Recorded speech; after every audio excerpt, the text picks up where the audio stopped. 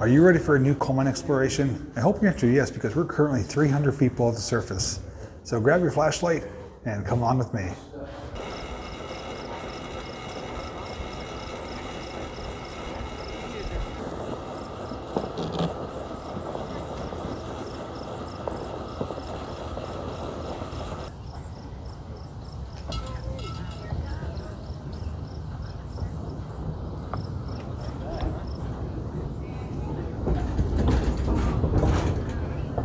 Welcome back everyone to McDade Park here in Scranton, Pennsylvania.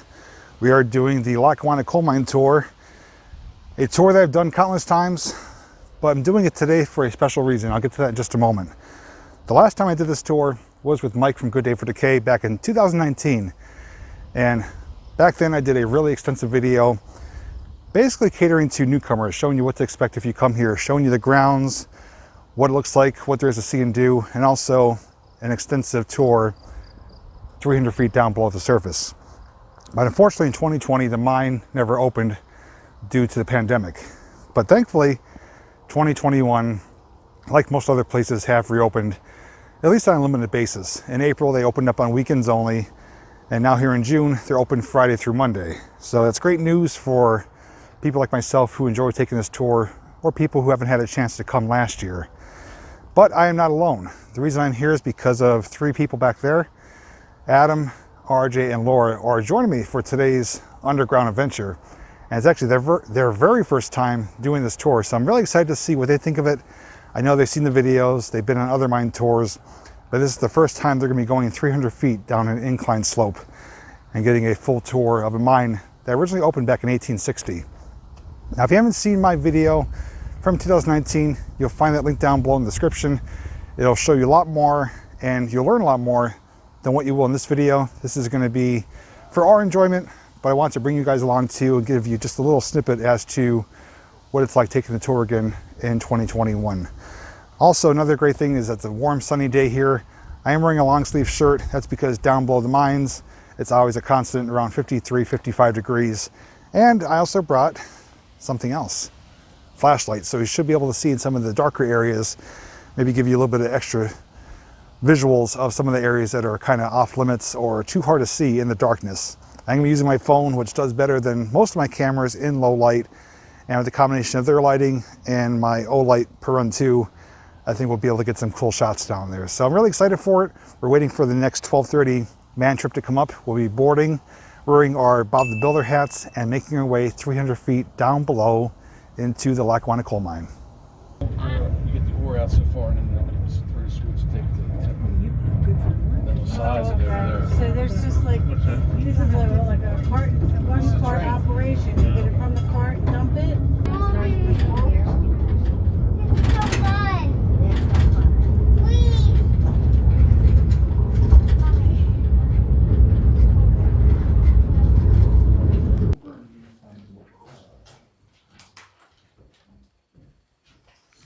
Now, if you look at my light, you're going to see a large piece of coal there. That's part of the pillar system that's holding the roof above us. If you continue to follow my light, you're going to see a little tunnel and a chamber behind it. This is part of the crosscut system by which they circulate a fresh air from chamber to chamber.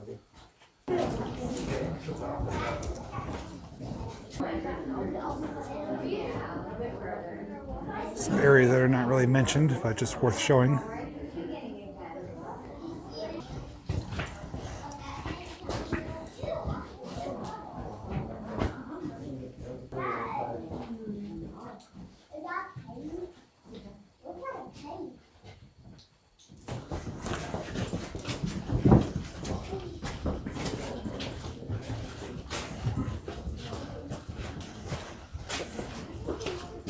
Now, as the mines modernized, they introduced the telephone.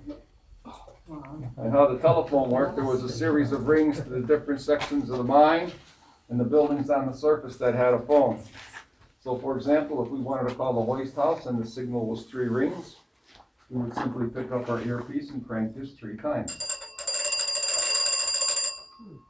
They would pick up their earpiece and we would be able to communicate with the waste house. But you had to remember that this was a party line system, meaning anyone in a different section of the mine or a building on the surface where a phone was located could easily pick up their earpiece and listen in on your conversation. So you never badmouth a fellow mine worker, because that mine worker could be your boss, and there'd be one heck of a price to pay you later. In 1871, there was a French inventor by the name of Marceau, who made several improvements to the Davy lamp. There are only 2 permissible flame safety lamps allowed in the American mines, and they are the Wolf and the Kohler. And they are directly related to the Marceau design and construction. Now, if the miner wanted to check for methane, he would raise the lantern near the ceiling. If the flame elongated and had a blue coat writing on it, that told him the gas was present. He would slowly lower the lantern, as he did not want the elongated flame making its way up into the bonnet. Check for carbon dioxide, he would drop the lamp near the floor. If the flame grew dim, that told him the gas was present. If either of these gases were present, the chamber would have to be ventilated before the miner can continue working in that chamber, which exposed the bird to the toxic effect of the gas spark quicker than a human could experience it. So once the miners had the required number of holes drilled to blast out the particular seam they were working on, they would pack the holes with dynamite. The miner would yell fire, fire, fire, fire real loud, several different directions, to let the other miners know there's an impending explosion. He would pick up his handle, push it down, and count. If he had planted 10 shots, he wanted to hear 10 successive explosions.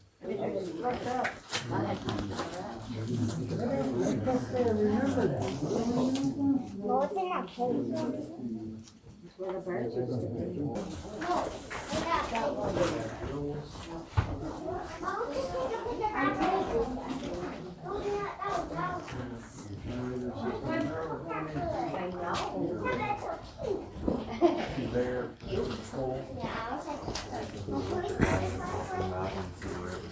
Right here.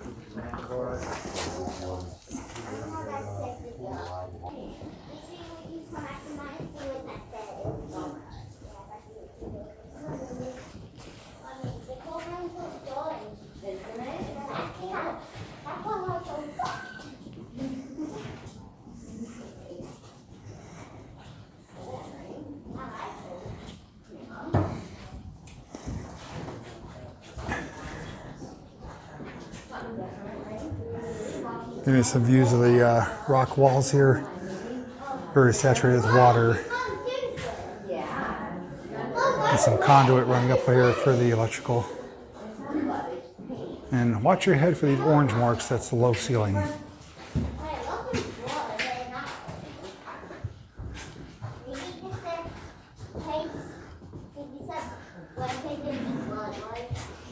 Now in the boy's cap, you know that he's got a carbide gas lamp. They came into general use around 1910, and they were... See some water running there. It's constantly wet down here, making its way down to the water table. Areas when the crust of the earth began to movement, excuse me, that folded and faulted the rocks as if they were being crushed by a Titanic hand. The rocks on the eastern part of the state.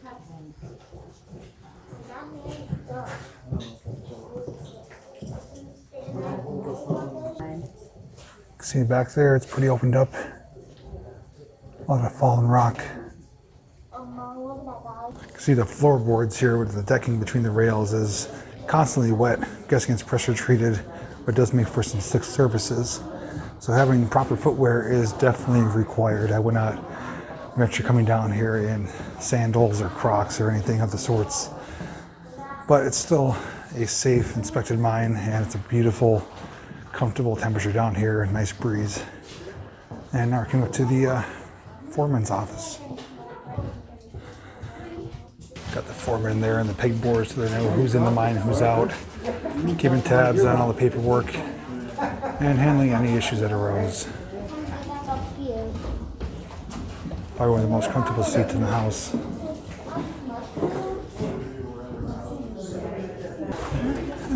Found some miner's carpet. Okay, if you look up ahead, you can see that there's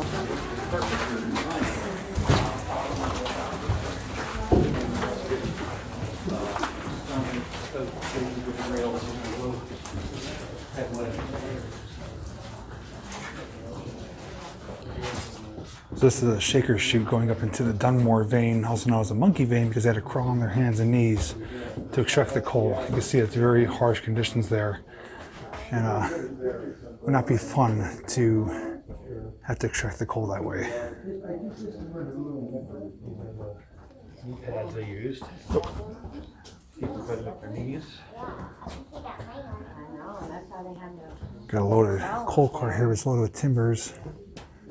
You can see in the distance, curves around rock walls, and the seam of coal is right there, only about maybe 3 feet. The same thickness as in here. You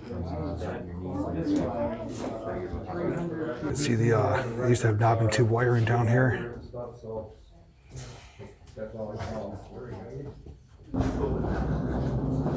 gotta close the door.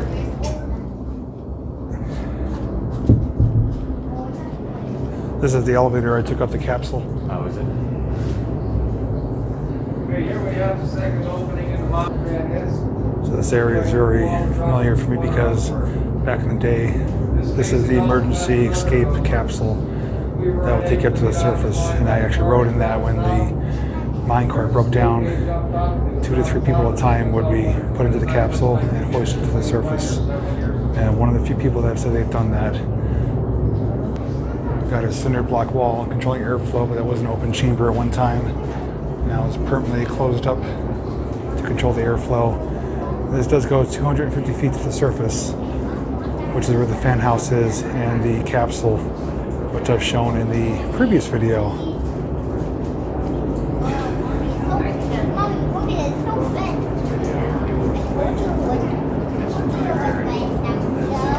That's a metal casing that goes all the way to the surface, and the capsule would be sent down.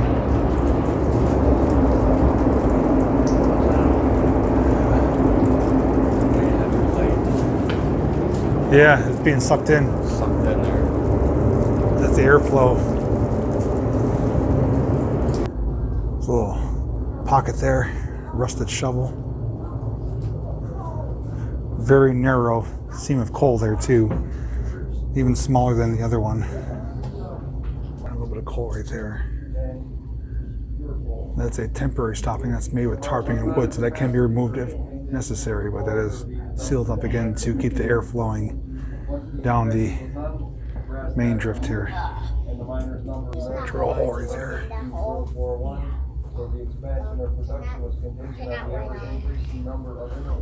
Got a big loaded coal car here. Big chunks of material. This is what they'd have to load by hand, pull it out by mule.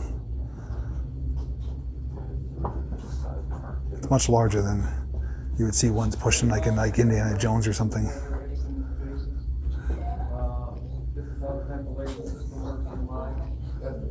There's a fresh pocket of shiny coal right there. Some high quality anthracite. There's a gravity wooden chute. They load it up. Up top, gravity would take it down, and they'd load right here on the rails into an awaiting coal car. See the iron deposits as well. 1866, this was the last family they were driving when this mine closed. As it was, you had to There it have is at no lights. all the smoke from the explosives they used Just a and all the dust from very the coal dim coming down miner's the various lantern. chutes. You could see that the mine was a very, very dark and dusty environment. Does anybody have any questions? Let there be light. So this area here is where they stopped working in this particular tunnel here. I believe he said 1960. This is the final workings. You can see where they cut it out and just didn't finish extracting everything. The coal was removed. Rock is still here. This is where the final workings took place. And this is also inspected, like all the other areas. So now we got to retrace our steps all the way back to the man trip and get hoisted back to the surface. Making our way back through the air chamber here. And this little boy's job was to listen for the coal cars to come by with the donkeys, the mules, and to open the doors. Now he has just a little lamp on his head to see what he's doing. It's we're making our way back, I just wanted to explain that where we're walking is just one level. There's many levels below us. But as I stated in the beginning, showing that graph of that chart, is it's underwater. So back in the operational days, pumps were running 24/7, big steam-powered pumps to keep the water out in order to mine the mines. And once those pumps got shut off, the water level rose, and this is above the water table. But if you were to go down to the other levels, the other gangways, you would reach water. But in order to control the water so it doesn't come any higher, they do have a big borehole, which is drilled into the Lackawanna River in Old Forge, which is just spewing out acid mine drainage. That's how they kind of keep tabs. But they did state, though, that these tunnels run for up to 28 miles. You could go across the valley to Montage Mountain. You could also go north and east towards Carbondale and Forest City. That the mines weren't flooded or collapsed, you'd be able to walk for days underground, which is pretty remarkable.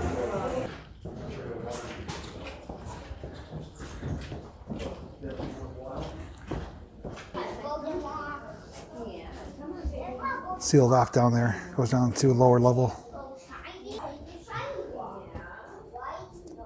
Another worked out area. You see a lot of loose material on the ground there. Some stalls that are rotted. And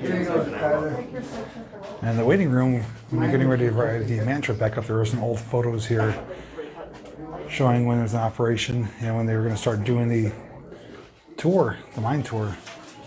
So something to check out when you're in here. Gotta load back in the yellow submarine. Even though one of them became a parts tractor. Jeez.